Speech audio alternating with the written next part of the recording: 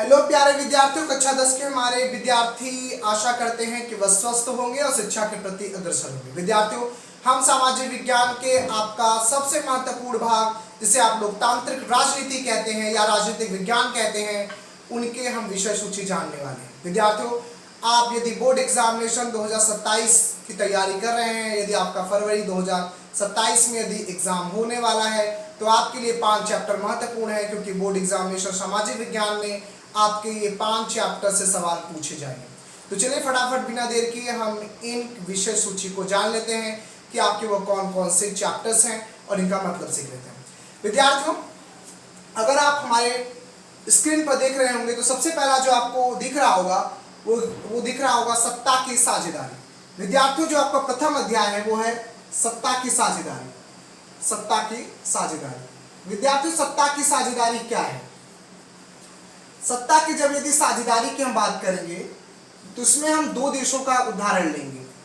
इसमें हम बेल्जियम और श्रीलंका जैसे देशों का उदाहरण लेंगे। हम जानेंगे कि सत्ता में अल्पसंख्यकों के जो मत हैं, जो उनके आत्मभावनाएं हैं, उनका किस तरीके से ख्याल रखा जाता है।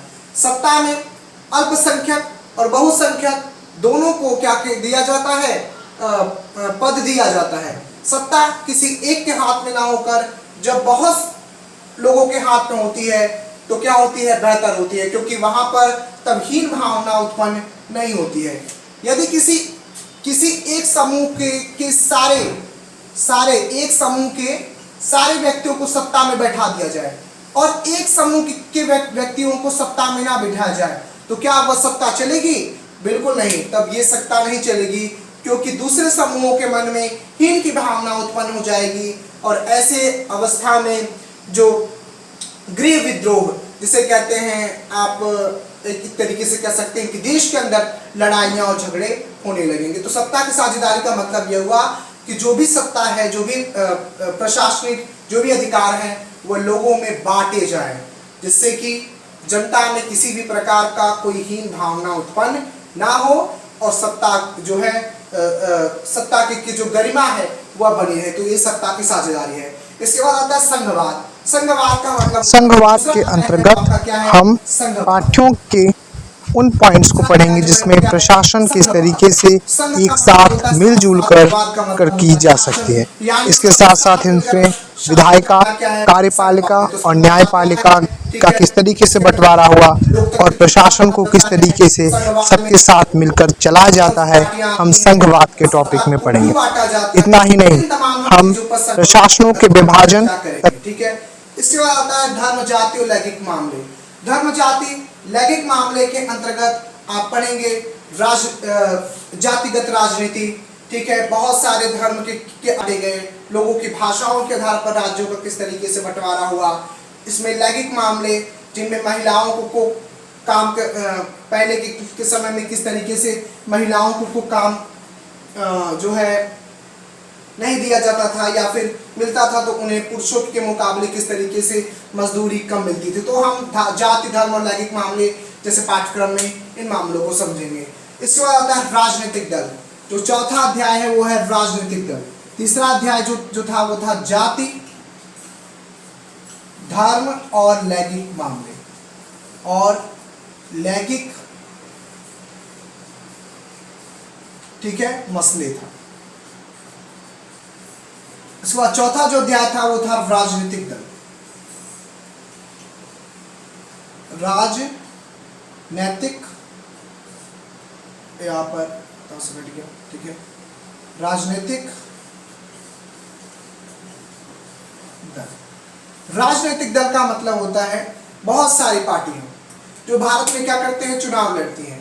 भारत की लोकतंत्र को बनाए रखने के लिए पार्टियां चुनाव लड़ती हैं, जिसमें भारत में क्या है? बहुदलीय पार्टी का प्रशासन है। यहाँ पर किसी क्षेत्र में जो है पक्ष का शासन है तो किसी क्षेत्र में विपक्ष का शासन है। इसमें राष्ट्रीय पार्टियां कौन कौन सी हैं, क्षेत्रीय पार्टियां कौन कौन सी हैं, तो हम राजनीतिक दल के अंतर्गत हम समझेंगे। ठीक है। इसके बाद हम जाति, धर्म और लैंगिक मामलों को हमने समझा कि किस तरीके से जातिगत राजनीति की जाती है, भाषाओं के आधार पर किस तरीके से राज्य बांटे जाते हैं, महिलाओं को किस तरीके से एक तरीके से मतदान देने का, वोट देने का किस तरीके से अधिकार मिलता है, उनको किस तरीके से पहले के समय में जो मजदूरी मिलती थी या जो उन्हें जो वेतन मिलता था वो पुरुषों के मुकाबले कम मिलता था, तो हम जाति धर्म और लैंगिक मामले जैसे पाठ्यक्रमों में हम समझेंगे। ठीक है, इसके बाद जो पांचवा जो चैप्टर आपको पढ़ने हैं वो है लोकतंत्र के परिणाम।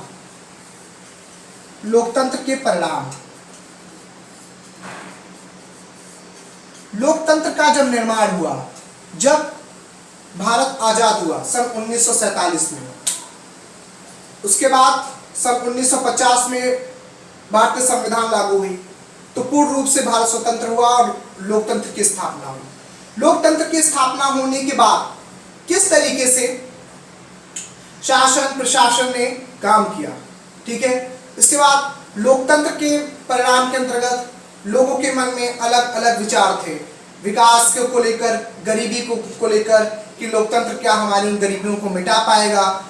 लोगों की अपनी अपनी भावनाएं थी, अपनी अपनी संस्कृति थी, उन संस्कृतियों का अपना अपना मान था और लोकतंत्र में आपसी जो थे वो बहुत सारे मतभेद थे, सांप्रदायिकता थी और इसके साथ साथ इतना ही नहीं, आपसी टकराव थे। तो हम इन चैप्टर के अंतर्गत सांप्रदायिकता, आपसी टकराव, क्या लोकतंत्र हमारी गरीबी को कम कर सकता है, जैसे पॉइंट्स पर हम अध्ययन करेंगे।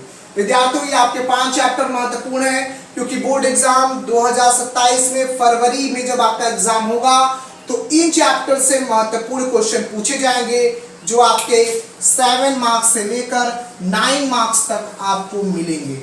ध्यान दीजिएगा, हम जो आपको पढ़ाएंगे एनसीईआरटी की बुक से वो एक एक पॉइंट्स के एक एक लाइन को कवर करेंगे। इसीलिए काशी विश्वनाथ एकेडमी के साथ जुड़े और ज़्यादा से ज़्यादा हमारे वीडियो को लाइक और सब्सक्राइब करें, अपने दोस्तों में शेयर करें और आप काशी विश्वनाथ एकेडमी के साथ जुड़कर इसको बढ़ावा देकर अपने साथ इसे जोड़कर और आज आप इस वीडियो को आगे की ओर प्रमोट करके हमें समर्थन दे सकते हैं और रटरपूर्ण शिक्षा प्रणाली के खिलाफ आप हमारे मुहिम में जुड़ सकते हैं।